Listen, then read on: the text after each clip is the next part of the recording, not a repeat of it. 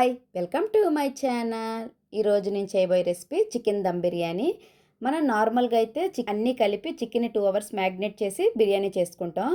Time లేదు ఇప్పుడే తినాలి అని అనిపిస్తే మాత్రం ఇలా ఒకసారి ట్రై చేయండి, చాలా టేస్టీగా ఉంటుంది. సండే స్పెషల్గా నేను చికెన్ దమ్ బిర్యానీ చేసుకున్నాను.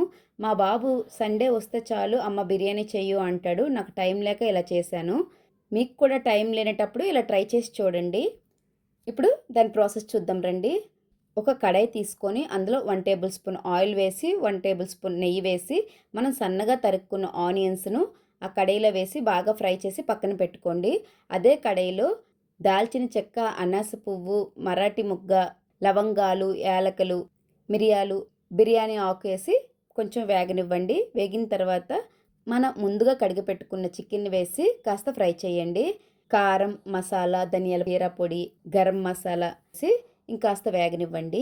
అల్లం వెల్లుల్లి పేస్టు, టేస్ట్కి తగినంత సాల్ట్ వేసి దాంట్లో పెరుగు, అలాగే దాంట్లోనే ఒక నిమ్మ చెక్క రసాన్ని కూడా వేయండి.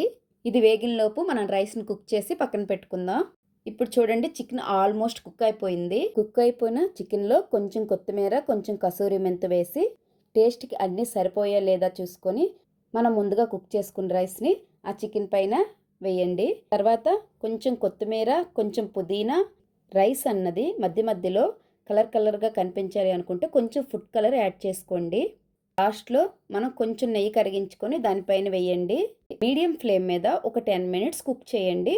అంతేనండి, వేడి వేడి కమ్మని చికెన్ దమ్ బిర్యానీ రెడీ అండి.